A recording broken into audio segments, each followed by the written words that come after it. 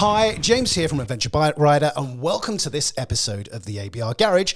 Well, I'm joined by ABR's chief bike tester, Julian Chalice. Hi, James. Hi, Julian. You're right. Welcome back to the garage. Yeah, good to be back here again. It's been a while, hasn't it? Now, apologies and thank you for your patience. It's been a couple of months since we recorded an episode of the ABR Garage, and well, that was because we had an event called the Adventure Bike Rider Festival take place in the magnificent grounds of Bagley Hall this summer, and boy, was that a celebration of adventure biking. Just such a great event. I mean, obviously there was a build up beforehand, but the actual festival, 4 days, starting on the Thursday and running right through to the Sunday, and it was just a joyful event, such a good event to be involved in, and everybody that came along, there was just smiles on the faces everywhere, whether they were people who were sitting down having a beer, chatting with friends, whether they were at the manufacturers looking at the bikes, or out on the course, riding the course, you know, a 20k long course that people could be ride around all day, and many people did ride around all day and just stopped in the evening to have some beer and have a chat. But many people were just on and off the bikes and just enjoying being around like-minded people,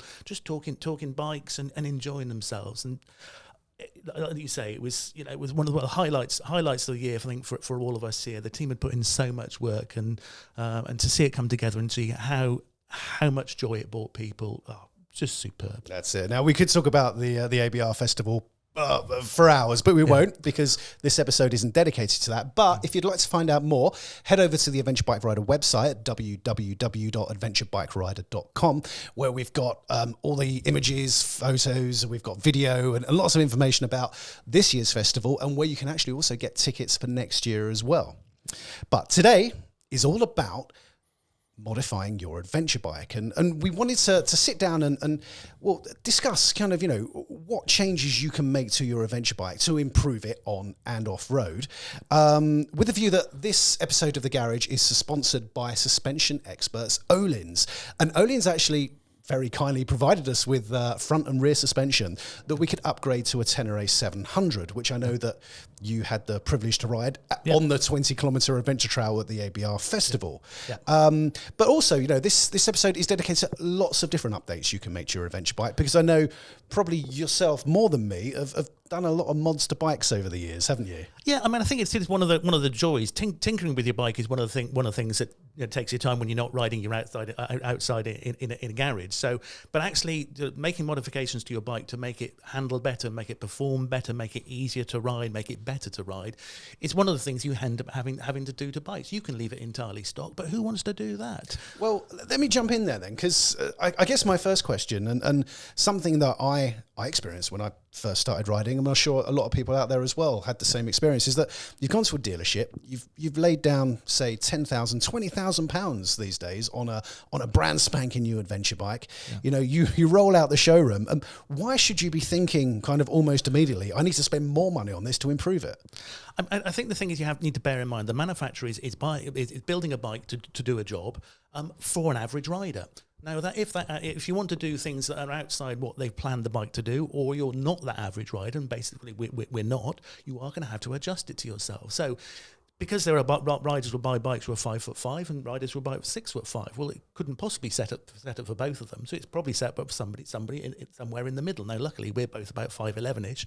Bikes are around about the right height for us, but if we're taller or shorter, it might need changing. It's the same about weight. There are guys who are still 75 kilos in their 50s. Well, a few years ago for me. Yeah, that might not be both of us. But equally as there are guys who are riding bikes who are 150 kilos. So again, you need to set the bike up for that. So it's a question of making the bike. The manufacturer has done a great job in presenting that bike for you, for an average rider doing average things with the bike. Now, if you do want to take it off-road and do some serious off-roading, or if you want to do masses and masses of miles on tarmac, you're going to need to tweak that bike to make it right for you and to make it feel right for you. And it's a joy to do it. It's not a chore to do it. You can leave the bike exactly as is, no problem whatsoever, and it will do the job. And the more you spend on bike, inevitably, bikes with electronic suspension, it's much easier to set up suspension because there's buttons that allow you to do it if you actually press the buttons. Of course, you have to meet the manufacturer halfway and use the options they've set for you.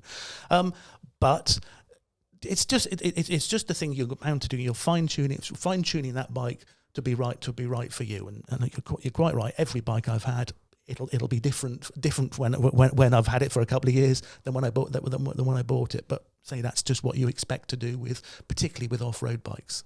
Yeah. Okay. So, as this episode of the ABR Garage is brought to you in association with Öhlins, I think we should probably kick off with the first of our 5 modifications that we're going to talk about today to an adventure bike, which is suspension. Now, to give you a little bit of background, Öhlins approached us and said we would like ABR magazine to install some Öhlins suspension on a Tenere 700 just to see what difference it makes. Now, it made quite a difference, and you can read all about it in the latest issue of Adventure Bike Rider magazine. That's the July-August issue, which is available to buy from www.adventurebikerider.com. And there, Julian talks about how he took it for a spin on the 20-kilometre adventure trail at the ABR Festival. But for today, Julian, I know in that article you mentioned that actually probably suspension is one of the most important modifications you can make to a bike, but is often something that people don't tend to take a look at. Yeah, I mean, sometimes I guess it's seen as a non-sexy thing to do, because compared to buying all the trinkets and farcles that you can put on your bike to make it look nice, and a bit of anodise here and a bit of anodise there and some nice luggage and a big end can, because that's what we'll all go for straight away. We need a big end can to make it louder and release more power. If it doesn't handle, you're really just barking up the wrong tree, because if the wheels won't stay on the ground, if it won't take the suspension, if it won't actually keep the power onto the road, you're really missing the trick. There is that thing, power is nothing without control, and that's exactly what changing your suspension do. It gives you control, so when you turn the throttle, the wheels stay on the ground, it tracks the ground properly, it skips over bumps, and will do what you meant to do. Now, bikes like the Tenere, Yamaha managed to do a fantastic thing with the Tenere, was replicate the 660 quite so well. They had really quite nice suspension, okay suspension at the back, and really soft suspension at the front. And the 660 was terrible. You dive it, and even with maximum preload, you couldn't get it to be good suspension. So all people talked about with the 660 was improving the suspension. So it was no surprise, realistically, that the 700 came much the same and can benefit, certainly, if you're going to ride it off-road, by improving that suspension. Yeah, no, I've ridden. I rode the stock Tenere 700 for. I had it as a long-term bike for about 8 or 9 months, and do you know what that is? It's a cracking bike. You know, it's an affordable mid-sized adventure bike, and I did found the suspension did a solid job. You know, kind Absolutely. of on and off road. I think probably solid is the word. I didn't find myself not able to do the things I wanted to do, but you know, when I pushed it harder, I did find I bottomed out the front. Yeah. You know, relatively quickly when I upped the speed. Yeah. So, you know, I could get across the terrain, I could have fun in the twisties on the road. But when Öhlins suggested that we put one of their tricked out kits into it, front and rear suspension, into the Tenere, I was really intrigued to see what it looked like. And we got in contact with, the person we know the best, who has a Tenere 700, ABR regular contributor, Pierre, a photographer, who happily handed over the keys to his bike. I was ashamed I didn't have a Tenere, to be honest. I was a bit cross I didn't have a Tenere, but they could have given it all to me, to be honest. Yeah, so happily handed over the keys to see what it was like. So I know he brought it to the ABR Festival, where you were marshalling for the weekend. You took it for a spin, but you also rode the standard Tenere 700 at the press launch a year or so ago, a couple of years ago now. Yeah. So can you explain, what difference did it make? I think the thing is to realise, particularly when the Tenere first came out, it was a really very cheap bike, a bit like when they had brought out the MT-07 and MT-09.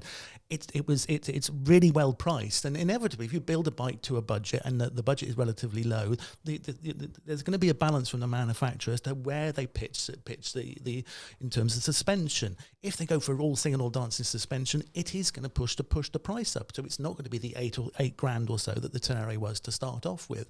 So they have to think, well, what the majority of people are going to be using this for, and they pitch it round about that. That will do the job most of the time. It's a solid set of suspension. However, once you start to want to do a little bit more, you want to improve things, then you should look to the suspension as the first port of call before you start look upping the power. I think people get obsessed about the power, and I think manufacturers are all the time pushing. You've got supposedly off-road bikes with 170 bhp. When can you ever use 170 bhp off-road? The Tenere is well below 100, but it's plenty. If you can be riding at full chat on the Tenere off-road, then you're doing pretty well, and you don't need another 70 100 bhp on top. So it's the control you need, not the power. So reaching for the big end yes, it'll look sexy, yes, it'll look nice. But if it ain't going to stay on the road, if you're going to find it hard to go around corners, if every time you go over suspension it bottoms, you're not going to be able to go very far. Simple as that. So that's why the suspension is the key to improving the performance on your bike, to make sure you can put the power that bike already has down to the ground. Okay, and so what was it? You know, we're talking about the Tenere 700 because that's the bike we've most recently changed the suspension on. So, so when you jumped on it, you know, did you notice those changes straight away? And how did the ride differ with the Olin suspension on it? I mean, straight away when you sit on it, it doesn't sit down because it's properly set up for the suspension. Lucky Pierre and I are about the same sort of weight, because that's another thing you need to do with the suspension, is make sure the springing is right for your weight, because it is set for an average person. If you're not the average person, the springs won't be the same weight, the preload won't be right. So you have to set up the sag, which is something you're probably more likely to do on an off-road bike like an enduro bike, but you should be doing it on your road bike as much as your off-road bike. So properly set up so it doesn't sit down and you've used up all the suspension before you've even hit a bump. So straight away it feels nice and taut and precise. It's not sinking down.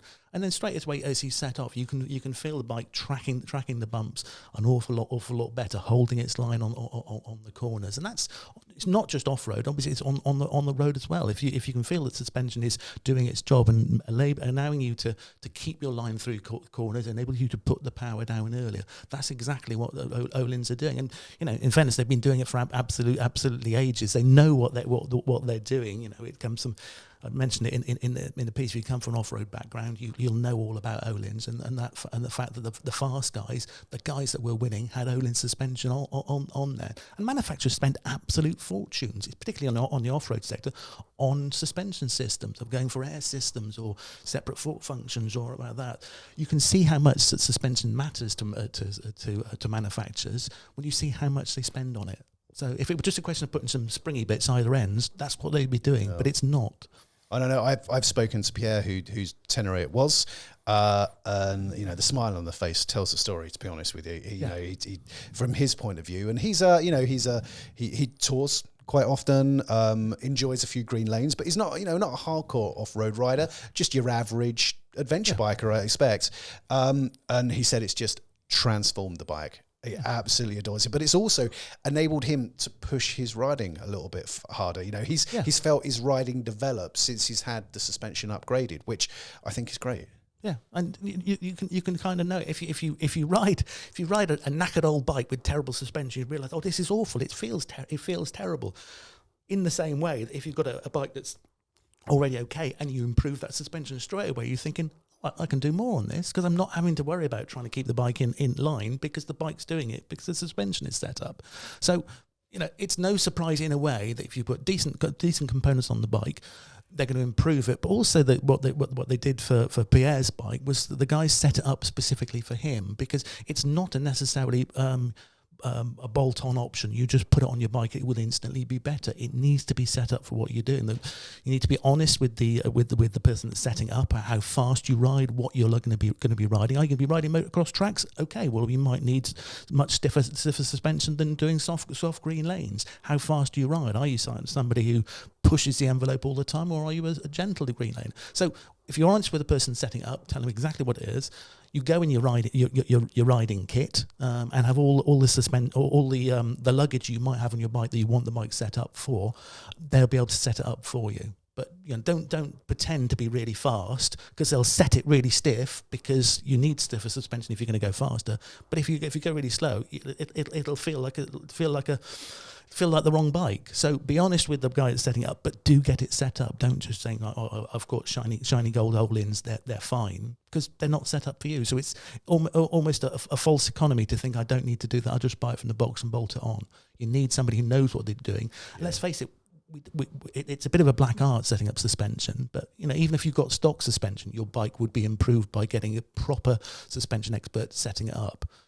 If you're going to spend out on upgrading your kit, even more, because it would be pointless spending out money and then not having it set up properly. Okay, so that's probably suspension covered, and I think we're probably if we're honest, I hark back to the rolling out the dealership when you've just spent a lot of money on a bike. Suspension probably isn't going to be the first thing you look at modifying, probably because of the cost involved. But down the line, well worth doing if you feel that you need to, if you want to push your riding and improve. At the very worst, look in the manual and see how to set it up, how to set the sag, how to set the preload, what that means. What does the preload mean? It means setting up the spring so to start off with it's right for your weight. There will be a section in your manual that tells you to set it up. So before you race up, actually read the book. I know we're not very good at it as blokes. Instructions. Doing that, but read the manual, and even if you don't change anything at all, your bike will be better if you spend some time setting up in the way that the manufacturer told you to do it. Or if you're lucky enough to ride the Ducati Multistrada and some of the other bikes I've been riding lately, press the button. Absolutely. Yeah. Okay. You do spend a little bit more for that, don't you? But I think one of the things that people probably do think about upgrading, and it's something I've upgraded in my own bikes in the past, either before you roll out of that dealership or soon after, is introducing an element of crash protection to your bike, whether we're talking engine bars, a bash plate, anything like that. I guess if you're riding on and off road, is that something that you would recommend? Absolutely. I mean, you need, if I ride, I ride adventure bikes for the magazine, but I also ride off-road bikes. And if you like, sort of like a KTM EXC 250 that I ride, it's kind of designed to crash really quite well from as it comes so you say when you crash, it was designed for this. It's all right. Yes. But realistically, if you push over an enduro bike on the floor, it will come out much the same. If you push over a 260 kilo bike on the floor, straight onto one side, even when you're not moving, you're going to do quite a lot of damage to it. We've all done it. We'll admit it. I have. Absolutely. You can do a lot of damage to a bike just dropping it in the car park. So just doing those basic protections and realizing that part of off-road riding, from time to time, you are going to fall off. You are going to fall to one side. Now we're not talking you're necessarily going to do big hits or something like that, but just losing your balance, you're riding down the middle rut, you put your foot out and realise the side rut is lower down than you thought, and you roll off onto the side. A really common thing to do. And if you've only done 100 meters, and all of a sudden, as soon as you go down, you've broken your front brake lever, you're really thinking to yourself, I probably should have not held off buying those bar protectors on there. So it's a question of preempting, just thinking what is likely to happen, and putting those protection onto bikes. So hand guards straight away, and not just little plastic things on the front, which they'll call roost protectors or something like that for motocross bikes. Protect you from the wind, basically. A lot of the plastic ones, don't they? Yeah. They'll do something, but realistically, when you drop it, they will make no difference at all. So you want something that bolts one at one end and goes all the way around to the other end and protects the thing. So if you drop it, you'll still have a clutch lever, you'll still have a brake lever left, and you can continue on riding. So something really nice and substantial. Well, I remember quite early on in my riding career, a couple of months in, went to a petrol station. It was a little bit on a slope. I was in a bit of a rush. Jumped off the bike. Something happened, and the bike went down. My new pride and joy. I was absolutely gutted. It broke the brake lever. Yeah, straight away. It was just a standstill.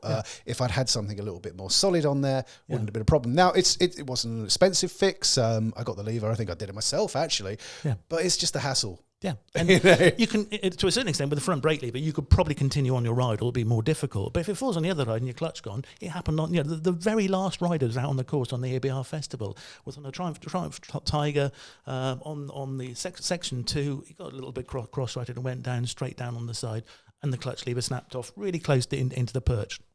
You can't set off. On a lighter bike, you might be able to start going, and just about on a bigger bike, you can't manage without a clutch. Yeah. So just for the sake of spending out on that money and putting the wraparound hand guards on it, you get some weather protection on as well with the guard that goes on. But it's that metal or sometimes carbon fiber bar that goes between it. But for the big bikes, you want a metal bar with it there to protect those levers. That's it. Generally, a lot of people refer to them as butt busters because that's a manufacturer that does make them, but there's plenty out there. I've got butt busters on my KTM. I think it's an Australian brand, and they're good for exactly what you want to do. You could be dropping it from side to side to side, and it would still be okay. So that's something that's going to go in. The next thing to go in will, we could talk about, manufacturers will put bash plates on there, but certainly having a bash plate that comes right the way up underneath and goes round the sides. Just look alike. If the bike falls over, what's going to hit the ground first? And if there's nothing protecting it, you should look to protect it. So whether that's a sump guard or bash plate that comes around the side a little bit, or maybe going for engine bars. So just to go back to the bash plate for people that perhaps haven't had one before and don't know, that will go, it's basically below the engine, isn't it? Yeah, below the engine, all the way to the back. And sometimes for bikes with linkages, it'll go all the way back to protect the linkage as well, certainly on the lighter bikes, but come right the way up the front. You can go for aluminium on there. Aluminium ones, they're a little bit noisy when stones are pinging off them, and they certainly sort of almost ring a little bit because you've got that plate on the bottom. Sound kind of cool when you're riding a few lanes. Yeah, but you can go for plastic version. The plastic ones have come on in leaps and bounds recently. So the thick plastic plates tend to be a little bit cheaper. But same in terms of weight, but they are protecting that engine. If you've got stones firing up against the bottom of the engine, you want to know you've got protection on there. Yeah, and I guess that you're talking about a plastic bash plate. Yeah. It kind of reminds me straight away of the KTM 890 Adventure, which has its saddlebag tanks down the side of the bike. Yeah. And actually, I spoke to KTM, they said you don't actually need engine bars for that, in that plastic that surrounds the fuel tanks is so tough and has been tested and it's so solid that it will take a lot of knocks. And speaking to the guys at Sweet Lamb, which is the KTM off-road school in Wales, they said those have taken a lot of knocks and they've kept on running. But for people that don't have saddlebag fuel tanks with super tough plastic, some sort of engine guard down that part of the bike is a really good idea, isn't it? Absolutely. You can get ones that are integral to the bash plate that come round, or you can just get ones that will bolt onto the outside. But what commonly tends to be on the outside of the bike is the water pump, and you certainly don't want to go into a thing and be scraping your water pump along the load because you've got no water in the bike. You've got no cooling. It's kind of game over. So really look what's vulnerable on the side of the bike, and do you need to be protecting? It's that strange thing. If I push this bike over in the car park, where will the damage points be? Yeah, and then translate that to 30 miles an hour. It's gonna realistically make a difference. So you're just really covering yourself for those eventualities. So a decent bash plate and sump guard. Manufacturers will commonly put a smaller one on. Yeah, assuming that person may not necessarily go off road, and which will be fine, protect you from gravel and loose chippings and that sort of stuff. But they're not expecting big rocks to be bouncing up if you're predominantly road riding. Once you start going off road and you're going on sort of shale roads and gravel roads, it is going to be pinging up off your front wheel, and you don't want that ride to be over really quickly because you didn't put that. So it's a false economy to go without it. It's also a false economy to wait until you need it.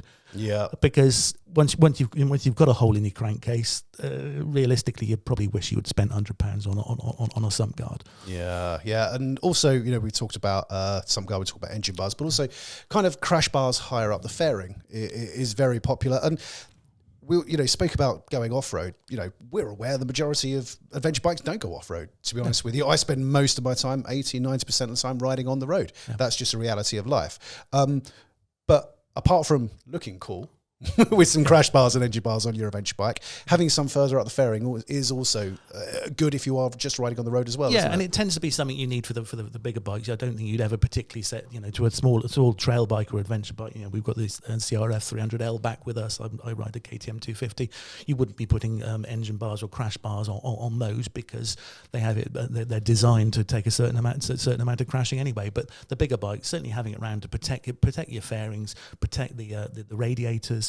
And having them around the top. And exactly as you say, the manufacturers won't fit them from stock because most people will not necessarily need them, but they'll be offered as an option, and then there'll be aftermarket manufacturers who will offer their different option in order to protect it. And again, it's just if it falls over. When I did my own 660 Tenere, which I did the preparation to do the hard Alpi tour, straight away. I was looking to have that on the side because planning on doing an 800k off-road ride. I didn't want it to be ruined with the first off if there was an off at all. And luckily on that tour, on that event, I didn't end up falling off the bike. But if I had done, the crash guards would have taken the hit. They've been braced against it, and you'd be able to continue on it. But let's face it. The actual cost of the plastics on the bigger adventure bikes now is quite large. How much cost a lot of money to replace? How much is it to replace that panel down the side? How much is it to replace the top fairing on that? So, if you're balancing out that against the cost of actually having the crash bars in place, it's a no-brainer to put them on. And when you come to sell it, you can take them off, sell them separately. They probably tend to have more value if you sell them separately than leaving them on. So take them off, and your bike will look nice and shiny. But in the meantime, protect it. That's it. And I think a final thought about protection, something that I've spotted on a few bikes recently, is a headlight guard. Especially these days when you get kind of LED headlights or a few different LED headlights in the headlight, which needs to be replaced as a whole unit rather than just replacing the bulb, which can be expensive if they get damaged, can't it? Oh, absolutely. And again, it comes back to the how much is it to replace that item? How much is that unit on its own? Now, if we're talking trail bike, it's hardly worth buying headlight protection, because say for KTM, I can order on eBay a whole headlight unit which copies the KTM one, and it'll be 15 quid. So realistically, I'm not going to buy a guard that goes on it for 15 quid. Okay. However, if you can get a Perspex guard or a metal guard to protect your Africa Twin or your Multistrada or whatever, that will a guard will go across the front and will stop a stray stone coming up and hitting it. It makes sense to do it. If the unit is 400 quid, well, yeah, I'd probably spend out on a £25 guard that went on the front. Yeah, makes sense. Yeah. Makes sense. Brilliant. Well, I think that's covered protection, and that brings us actually to the end of the first half of this episode of the ABR Garage. If you were interested in finding more about the Olin suspension upgrade to our contributor Pierre's Tenere 700, then you can read all about it in the latest issue of Adventure Bike Rider magazine. And as mentioned, you can get that online at www.adventurebikerider.com. But we'll be back with part 2, and we'll be talking about more modifications that you can make to your adventure bike. Hello and welcome back to this episode of the ABR Garage, where Julian, ABR's chief bike tester, and myself are talking about modifications that you can make to your adventure bike. Pimping your ride. Pimping your ride, basically, yeah. Yeah, I never thought I'd hear those words come out of your mouth, Julian. It's a joy of having that ride to pimp, isn't it? Absolutely. That's it. Now, so far, we've covered suspension, because this episode of The Garage is brought to you in association with Olin's. And then after that, we looked at protection. And now we're going to move on to a topic which, to be honest with you, I could spend about 5 or 6 hours talking about. And whenever we mention it on Adventure Bike Riders Facebook or forum, there's threads and comments going on for ages, and that is tyres. Everybody is looking for the perfect tyre that will do everything. And of course, it is a unicorn, that perfect tyre. There is no tyre that will do everything. Manufacturers might pretend that they've come up with that magic thing, but because there are so many surfaces, there are so many different bikes, there are so many different riders, you can't come up with the perfect option. But still, you'll go onto a forum of any bike manufacturer, and somebody will say, "So what's the best tyre?" Your heart almost sinks when you see those things, because all that person will get with like 30 different recommendations from people who have got a tyre and quite like it.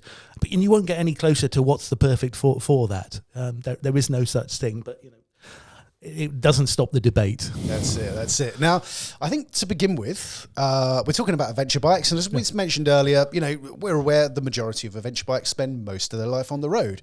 Yeah. So you've ridden out the dealership, you've got your new bike. Now, we all know that bikes are built down to a cost. And so perhaps the tyres might not be the premium tyre on the market on the bike. I think that's fair to say. So if we're riding on the road, should we think about changing our tyres? I think realistically, if you never intend to go off-road with your adventure bike, then it makes sense to pick tyres that go with that. I have a friend who bought an Africa Twin on my recommendation, which was quite nice to hear, but he never wanted to go off-road and put road rubber on it straight away, because why would I have blocked tyres and adventure-style tyres if I don't need that? And you can get some fantastic road tyres which will absolutely grip and suit that bike. That's what he put on there, and had wonderful riding experience from that. There was no point of him reaching for a 50-50 and 80-20. If you're going to ride on the road, put road tyres on the thing. as you say, the manufacturers build to a price, but they also kind of build to a look, because when you go into a dealership, you expect to see an adventure bike with chunky looking adventure tyres. It looks cool. Come on, it does. That's the look you're kind of buying into. But if your riding does not require that, then why would you look to replicate having those on? You know, they'll be good to start off with, but as you say, that, you know, they'll be at a price. The manufacturer would have done a deal that every bike gets that type of tyre on there. But when it comes to change it, or if you want to upgrade it, want a little bit more grip, either way, whether it's better on the road or better off road, time to change it. And then, you know, look around and read reviews, and probably don't ask random people you don't know on the internet for a review for it. You know, actually go to people who know about tyres and find out what you want to do. A bit like the suspension, sort out what you're trying to do with those tyres and pick a tyre that will do it best. Yeah, no, I remember ahead of one winter, I used to commute through London on my my Honda CB500X. Yep. Nice little mid-sized bike, got me through the city streets. And I was looking for a tyre. I knew it was going to be, the roads were going to be dirty, it was going to be rainy, it was going to be slippery. And I changed out the tyres I had on the bike for some Michelin Pilot Road, I think it was 3s at the time. Yeah. And you know what? The difference they made to that bike was just incredible. It really was wet, dry, the handling was beautiful. Yeah. And it made such a big difference to my ride. Yeah, absolutely. You know, and whether it was road or off road, just getting the ones that are going to do it the most. And we talked about when I talked about doing the modifications for the Honda CRF 450L for that, is that realistically you want to pick the what you're going to do the most, and then you don't compromise on that. So if you're going to be riding off road the most, then you pick the off road capable tyres. You go for full knobblies. The road legal enduro tyres, because they will be the best when you need the grip off road. If it means you need to go ride slightly slower on the road, that's absolutely fine, because you're not going to struggle for grip on the road. You just need to maybe bring down your speed a little bit. But if as soon as you go onto a lane and those 50-50 tyres can't get up the lane, what was the point in that compromise whatsoever? So, you know, riding the TET, on occasions, I've gone for a more dual sport quite tyre and regretted it straight away as soon as it gets mucky. If it's dry, well, you know, no different whatsoever. You know, those 50-50s, those 80-20s, they'll be okay. But as soon as it gets wet, you will find out how good your tyres are. And if you're going off road, the bigger the separation of those knobbles, and the more grip you'll have will be the better.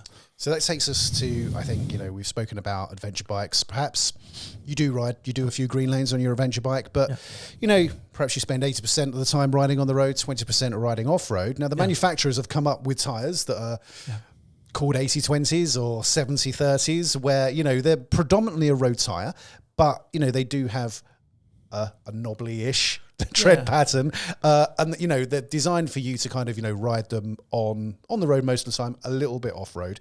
In reality, if you are going to be riding off road, perhaps they're not the best choice. Would you agree? Yeah, I think so. I mean, realistically, it also relates to the weather conditions, because it makes such a difference, wet or dry. You're gonna, you know, on dry conditions, your tires are not going to push out on corners, and as soon as it gets wet, anything that's remotely smooth in its profile will push away on the corners. And once that starts happening on a road adventure bike, you are simply not going to stop it. The other thing that, you know, people overlook is the difference the pressure will make.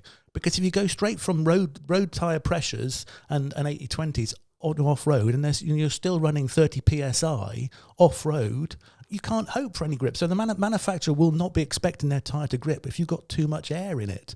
And road riders don't get used to actually adjusting the pressures on their tyres on a regular basis. But if you're off-road, you'll know that it will make a real difference. If you just drop it down to 15 psi, that tyre will suddenly become a much better tyre than it was at 30 psi. So sometimes it's not necessarily the tyre fault, it's the fact that the person riding it hasn't got round the fact that the grip varies according to how much pressure you've got on it. On my off-road bikes, I use mousses all the time because of the fact they are really soft, and that allows those tyres to grip. And I run a trial, almost a hybrid trials tyre on my XC, and that's really super soft on the back. And the tyre doesn't last very long; it's really soft, but the grip it gives on rock is phenomenal, absolutely superb. For people that haven't used mousses, would that be not something you would expect to do on a big adventure bike, though? Would it more a trials bike? Yeah, for the smaller bikes, certainly. I mean, in fairness, mousses were developed by Michelin for the Dakar. Yeah. And Dakar at the time when they with the BMW were running their big 850, 850. So they certainly can cope with that, but less likely to fit mooses to an off-road bike. But still, you can vary your pressure on that. And that does kind of mean that once you've finished off-road riding, you need to go and put it back up because they won't be right for the road. But it is that variation. You will certainly notice the difference if you're struggling for grip and you've got the tyres that you've got, you're out on the trail. It might be that you can drop the pressure down, and suddenly your ride will be an awful lot better. So it's not just the tyre; it's the air inside the tyre as well. Okay, so going back to kind of the tyres, the 80/20s. Now I would suggest it's probably they're a road tyre, really, aren't they? If you can ride off-road, but you could ride off-road on a road tyre completely, can you? 100% road tyre. But, those... riding a few green lanes in the dry weather, probably okay. Yeah. If it gets a bit muddy or slippery, you're probably looking for something with a bit more grip, aren't you? Yeah, because I think straight away you'd realise that the back is less important because the back can move around a little bit without it affecting it. It's the grip on the front that makes the difference. And as soon as you get onto wet mud and wet grass, I mean, a lot of people, we talked about riding the Tet a lot, and a lot of people with bigger bikes have tried out the Tet. Now, in the dry, in the summer, absolutely fine. But when you're going along a green overgrown lane and it's got the ruts either side and you've got a thin rut in the middle, trying to follow that rut on a big road bike is really tricky because you should be stood up because it'll be better, but then you sit down and it catches the edges of the rut and it goes all over the place. But you want that grip on that front, and an 80/20 simply, once it starts getting wet, will not cut it. You need to go to at least a 50. So I know you were riding the Multistrada on Scorpion Trails, weren't you? Yes, I was on the new Ducati Multistrada V4. We took it out for a route for the latest issue of Adventure Bike Rider magazine. We called our City to Sea route. And it basically started in the city of Cambridge, ended up on the north coast of Norfolk, and as well as taking in some brilliant roads to ride, we threw in some big bike friendly trails as well. So we were on the Peddars Way, we went through Tetford Forest, and we found some green lanes to ride along the way. Brilliant route, really good if you've got a big bike or you're relatively new to green laning. Great way to take your bike and take your first steps into it. If you're a little bit more experienced, just a great day out and a great ride as well. But I was on the Multistrada V4. It was on Pirelli Scorpion Rally tyres, which I guess you would call a 50/50 tyre. But in kind of recent years, I've ridden with the Bridgestone Battle Axe AX41s, which again are kind of a knobbly 50/50 tyre. Big on the TKC 80s and the Mitas EO7s. And to be honest with you, if you are going to ride off-road on a big adventure bike, I'm a big believer in get yourself a 50/50 tyre if you're doing a lot of road work as well. Yeah, absolutely. Because, something like the Bridgestone AX41, it's surprisingly very, very good on the road. I really enjoyed riding it on the road. But, hit a little bit of slippery stuff and it's got some bite, it's got some grip there. Yeah. And that's what you want to make sure it doesn't do it. I mean, I rode the first part of the first ride I did of the Tet was on my Tenere 660, and that had the tyres were a touch more towards the 80/20ish, and it was relatively dry, but on the wet sections, it's just like I've made the wrong choice. I made the wrong choice here. And similarly, when I did it on the Honda, I'd had almost the right tyres on, but I had a brand new mousse on, and it was really hard. And with a mousse, you can't vary the pressure. So straight away, we got into difficulties on some rocks. So, it's a combination of those things. But choosing the where am I going to have difficulties on this ride? If I go on this ride, if I go out and it's wet, is this tyre going to be good enough? And you almost have to be big enough to say, to be honest, it's too wet today, and just head back to the road and think, I'll wait for a drier day. And you don't have to, if you can't be changing your tyres all the time, and it's more of a pain on the bigger bike to do that. But if your tyres aren't right for the trail, you're only going to come to grief, and then you're going to regret doing it. So, and I think some people going back to the 50/50 tyres. I've spoken to people that haven't ridden with knobblier tyres before, and they're worried about their performance on the road. One, particularly in the wet, but two, also their longevity. And I think that is something that you do. It is a compromise, all this, and it's something that you will wear out a knobblier tyre more quickly on the road generally than you will a road bias tire. Yeah. But the say the Battleaxe AX41 from Bridgestone that I rode, I got a good 5,000 miles out of that tire. Now by the end, I would not have wanted to taken it on a muddy, boggy, slippery lane, but it was still legal for the road and still performed pretty well on the road. And I'm always actually, I don't know why, but I'm always continually surprised how well these big knobbly-ish tires do grip tarmac. Yeah, they are good for what they do. In a way, running through your tires is just like a running cost, a bit like fuel. People who want fantastic grip but don't like changing tires. It's like, well, how's this going to work? Because if a tire is really hard, yes, it'll last for ages. But if the grip is awful, why have you bothered with that? You used to be able to get some almost army quality tires for trail bikes that would last for absolutely years. Yeah. But no grip whatsoever ever on the thing. They might have been made out of steel realistically. So if you want grip, if you go to the MotoGP, their tyres are so soft that you could push your nail into it and it will leave a mark into it, and that's because that's what's giving the grip. And on the road, you do want that, but say just prepared to make the compromise. If you want the bike to perform well off road, you are going to have to go more to off road tyres. If you want to go 50-50, well, it may not be as good in the wet, and just be realistic about when you ride, and maybe look to go to winter off-road tyres if you want to do that. Yeah. But realise the bike's limitations, the tyres' limitations, and your limitations, because realistically, bear in mind, these bikes are really very capable. Yeah. I'm reminded, if people have been watching internet recently, there's a guy called Paul Tyres who has just finished Romaniacs on a Tenere 700. So if there's ever an indication of what these bikes can do, Google Paul Tyres Romaniacs. He finished 18th on a 700cc twin. And what he'd done to that bike, the bike looks much the same, but of course he's got decent rubber and he's got decent suspension. So if there's an indication of how important that is, finishing Romaniacs against people on enduro bikes and finished 18th on that bike, absolutely phenomenal. So these bikes are better than us. Let's not pretend that it's the bike that's the limiting factor. It's the lump on the seat. Yeah, and as a final point about tyres, I remember something that you wrote in a review a few issues of Adventure Bike Rider ago.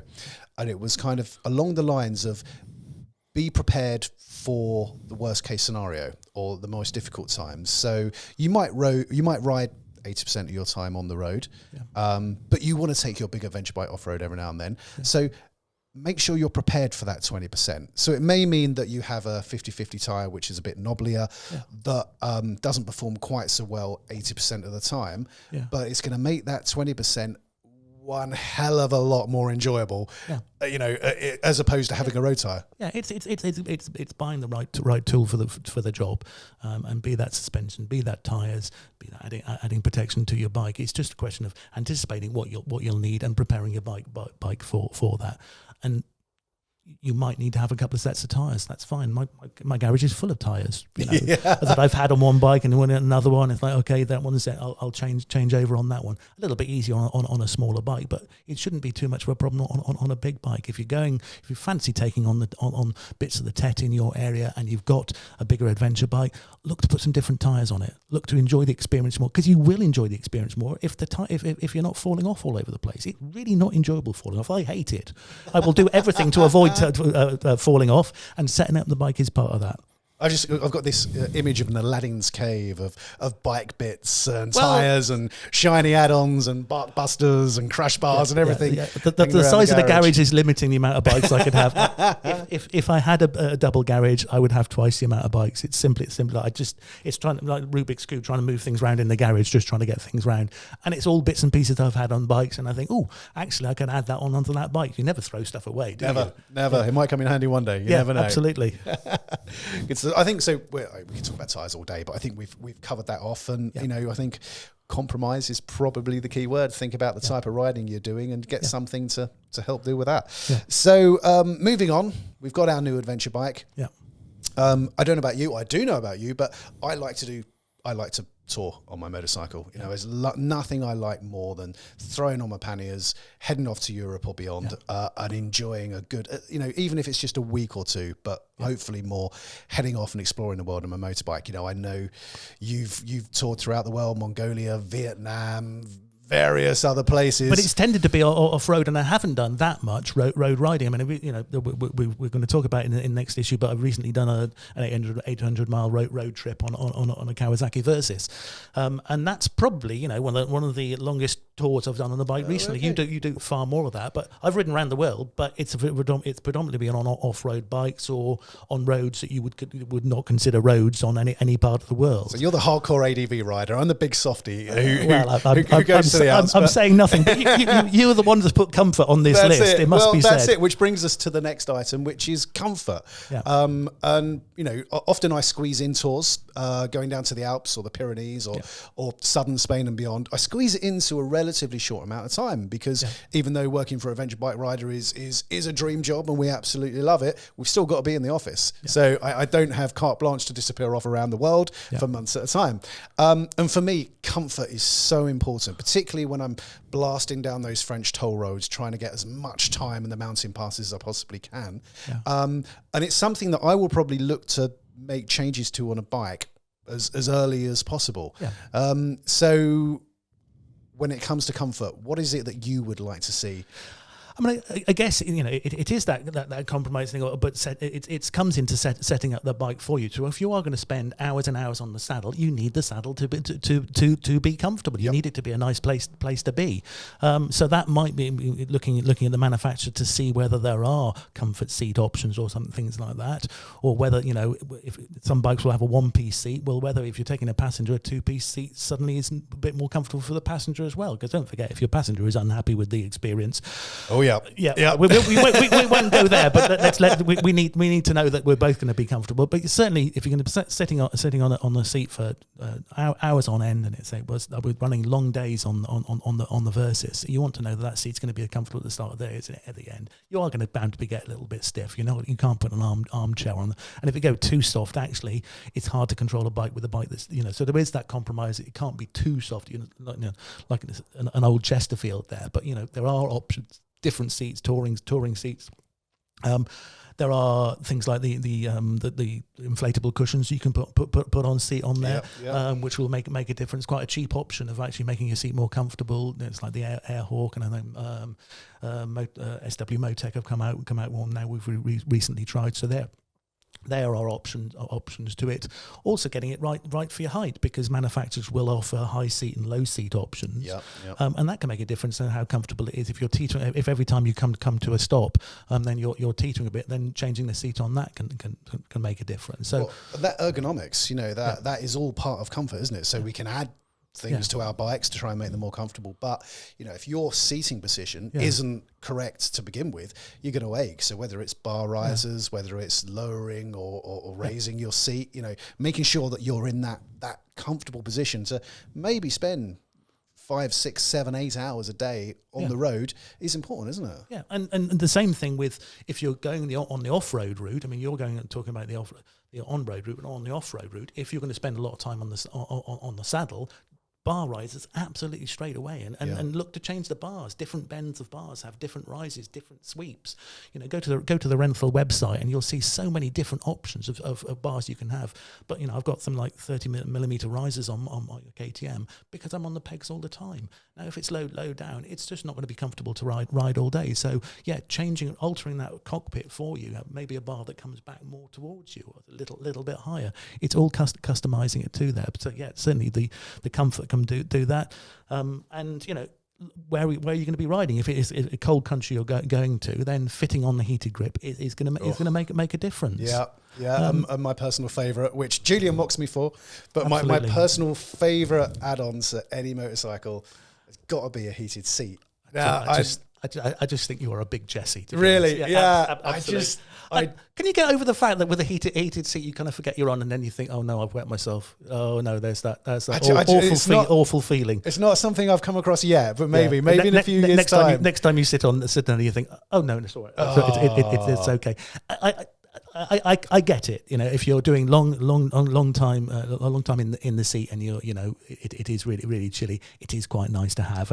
But I've only ever experienced them on test rides of bikes in really hot climes anyway, at which time you would never need the seat. I think I did a BMW in West Wales, and it was absolutely chucking it down all the way. And I think, like, all right, fair enough, I might go on the seat. But heated grips particularly, I think maybe when I was younger I thought, well, why would you want heated grips? And I happened to fit some on when I was commuting back and forth to Cardiff on a sports bike, and my hands were frozen all the time. I put heated grips, like, this is the revelation. And to be honest, taking it on from there, which is getting more into sort of getting the comfort thing, bar muffs. Bar muffs are an absolute revelation, because bike gloves are never waterproof. They never keep no matter how much you spend on them. A bit like road riding kits sometimes. The more you spend on it, it just takes longer to get cold, longer to get wet. Isn't it? Yeah. But bar muffs make such a difference. You know, you put a pair of bar muffs on the bike and you got some heated grips. You can run silk gloves underneath, not much protection, but there was such a difference making that comfort. And to a long trip, it's just one of the things. Until you fit those two things on together, and you think, oh, this is absolutely wonderful. It changes your riding experience. It does, and I think people in warmer countries now might be mocking us and saying you're meant to be adventure bikers, sissies or whatever. But my experience, I commute a lot on a motorcycle, and every Friday night I commute 250 miles across England, and then on Sundays I commute 250 miles back.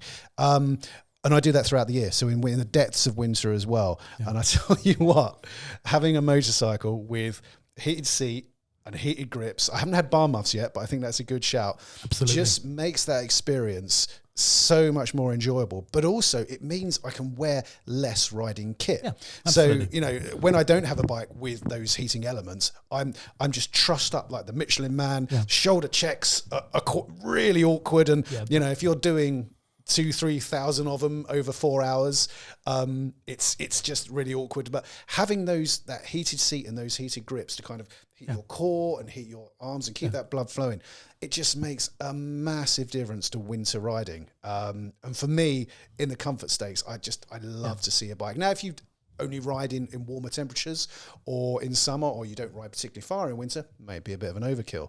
But my God, for spending 8 hours every weekend in the rain, snow, ice, freezing temperatures. Oh, don't you have us all? We have us all crying here. yeah. James is only going back and forth to Cornwall. He's not going across continents. It must be. He's not going to the Arctic Circle. God, it's cold. I should just buy a car. Really, that should be the thing. No, absolutely not. Adventure Car Rider is less popular as a magazine. That's it. But going away from those heating elements, if you're on tour any time of year, something really simple but a decent screen.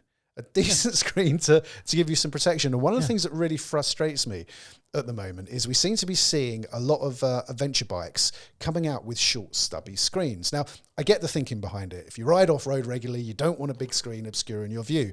But these are adventure bikes. Most of their time is spent on the road. Yep. Even if you ride a little bit of time off-road, make it adjustable so you can have it down low, and then you can pull it up when you're on the road. Because whether it's flies, whether it's wind, whether it's anything, not having a decent screen can make riding so frustrating. And the adjustability is a thing. I mean, I think the Ducati Multistrada is about the best, because it's just a little clip, pulls up and down. You can do it with one finger. You can push it down with one finger. Other ones, it's a turn wheel, and again, that's a bit harder to do, but you can do it from one side. I have to say with the Versys. The Versys had a great screen when it was in the right position, but to adjust it, you had to stop, undo both sides, pull it up, put it down again. So that was annoying. But luckily, once it was there, it was in the right place. And I looked at my visor at the end of the day compared to my mates who didn't have the screens on, because of a variety of stuff that was on that tour. Honda CB 550, a KTM, Supermoto, a Bonneville, and their visors were completely covered in bugs. Nothing on my goggles whatsoever. Just all on the screen. So that made a difference from there. The other thing with you're saying about off-road. Tall screens on off-road bikes, I hadn't really know why you wouldn't do it, but I fitted a big one to the Tenere 660, and of course you go over a big bump, and God, it ends up hitting you here, and you think, that's why you don't put a tall screen on there. So if you look at the KTM 1290, the R version, stupid little screen, absolutely tiny, hardly worth at all. But that's the off-road variant of it. But yeah, the screen makes a difference, and making that bubble that there's just enough wind. But it's to hold you in position, but it's not buffeting you all over the place. Yeah, and please don't get me wrong here. I'm not talking about kind of Sunday rides and things like that where I have to have a screen. And actually, I own and ride a Triumph Bonneville regularly, naked bike, and thoroughly enjoy the experience. But the bike, not you. Yeah, that's it. Get that thought out of your head. but particularly when I'm on tour and I'm riding, what are we talking about? Whether it's autobahn speeds in Germany or toll road speeds, we're talking about prolonged high speed riding in all weathers, and just being able to adjust a screen is so important. Now we've got a BMW RT.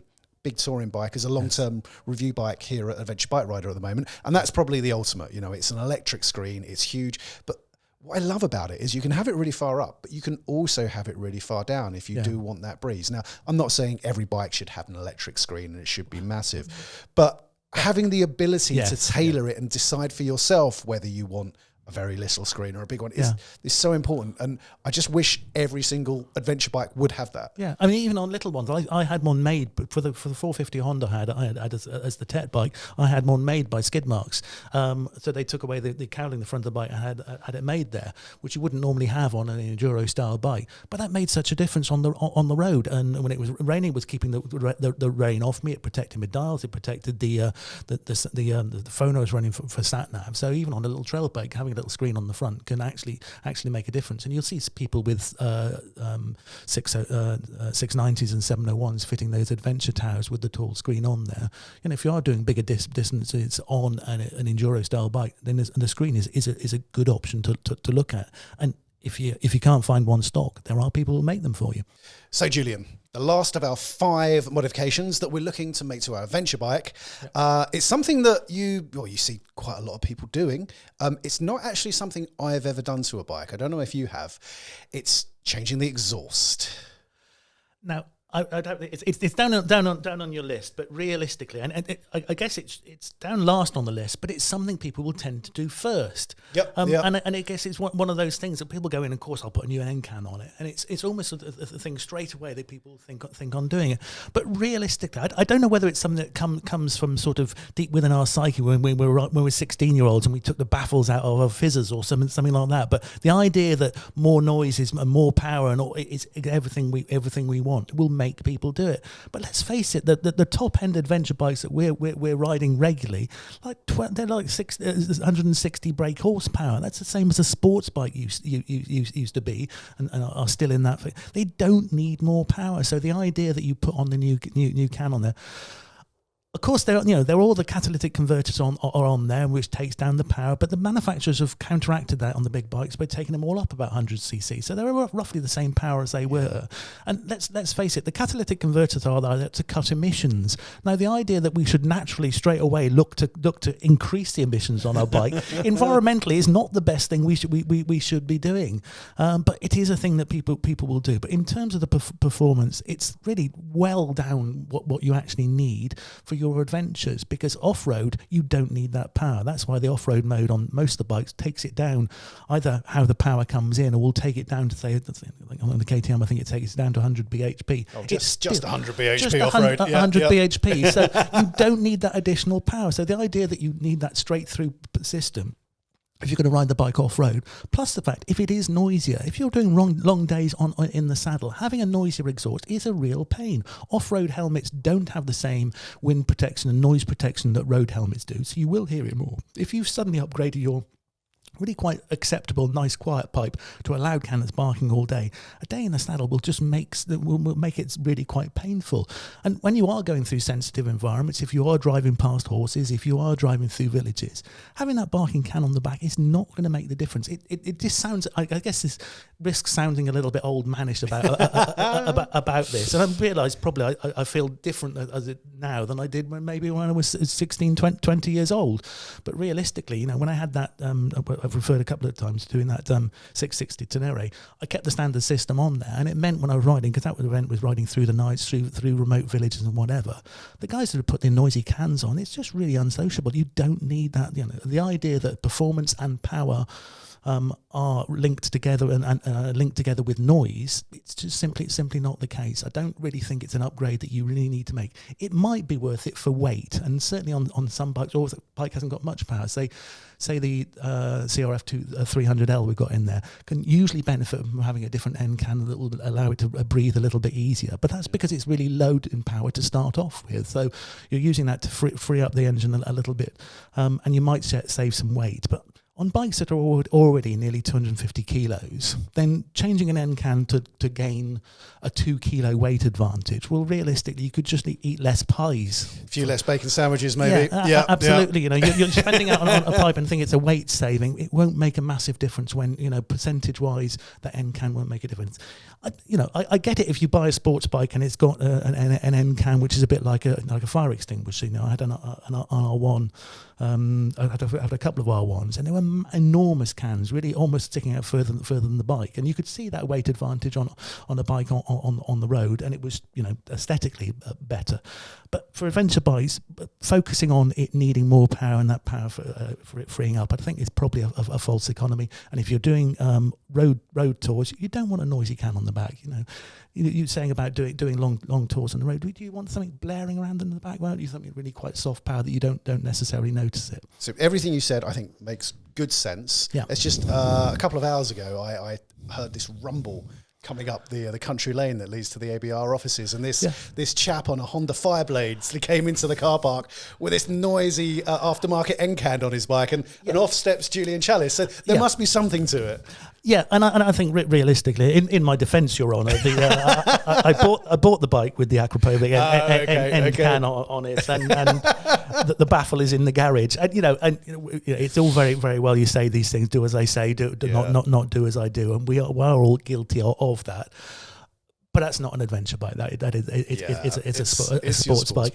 It's there for different reasons. But I don't think I'd be a vastly different or faster rider if I had the standard can on there. But it looks great. It looks great. It sounded very cool. That's the vanity in us all. That's biking, though, isn't it? Biking doesn't always make sense. Does it? You go with your feeling. It's emotion, and I have to admit there is not that I've replaced an exhaust myself, but I can kind of understand why people do it, because it just looks and sounds cool, doesn't it? Absolutely. Yeah. The neighbours might hate you. The soundtrack is part of it. So, we might be preaching to somebody who is not necessarily going to listen. And then put a decent end can on, it makes the bike sounds great. But to confuse that with what the bike needs or whether it will alter the performance as much as you think it will, because you're still the same rider on there. But there are plenty of lovely end cans and they will make fantastic noises, and Aquapovic do some of the best. Yeah. And we were speaking earlier about electric bikes, weren't we? And I was talking to Julian about my experiences riding the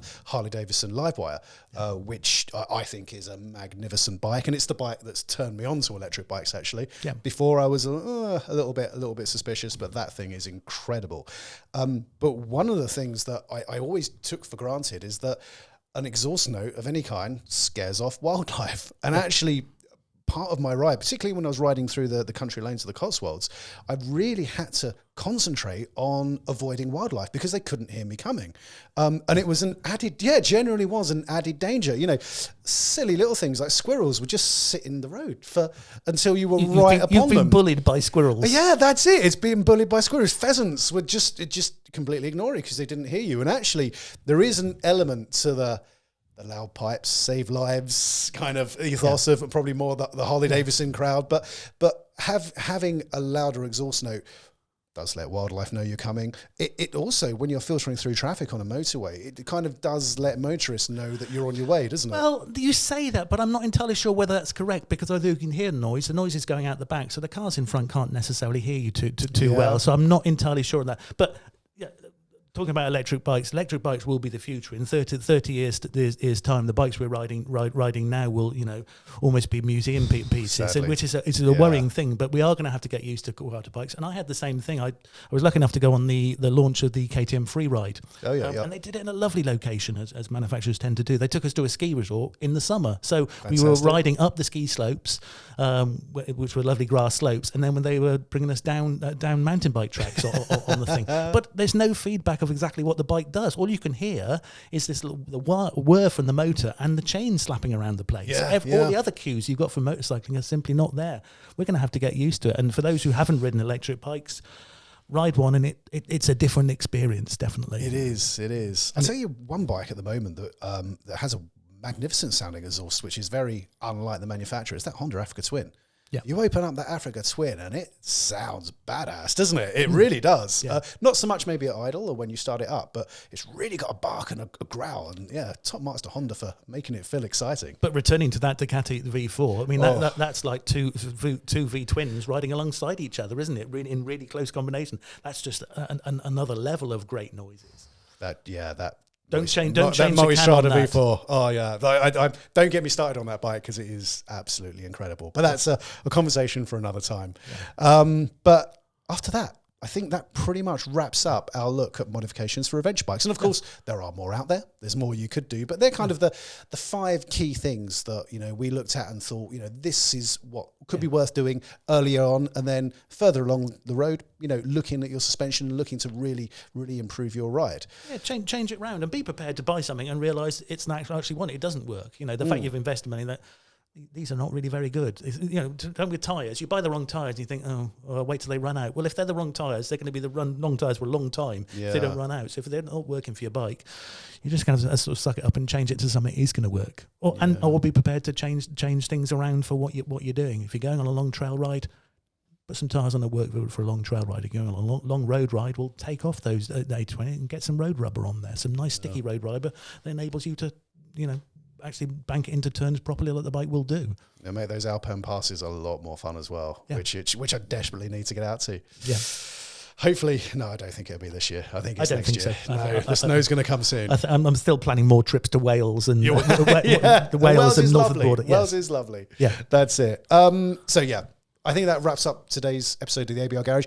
A big thanks to Öhlins, who this episode has been brought to you in association with, for providing the suspension for the Tenere 700. I think it made a vast difference and really improved the handling of that bike. So all there is to say really is, if you'd like to learn more about that suspension upgrade, or if you'd just like to indulge in the world of adventure biking, you can pick up the latest issue of Adventure Bike Rider magazine from the ABR website, which is at www.adventurebikerider.com. It's got a full route of the route we were talking about on the Ducati Multistrada V4 with GPX files and maps and so forth, which includes big bike-friendly trails and brilliant road rides. We've got a review of the Harley-Davidson Pan America and lots more inspiration, knowledge, and entertainment.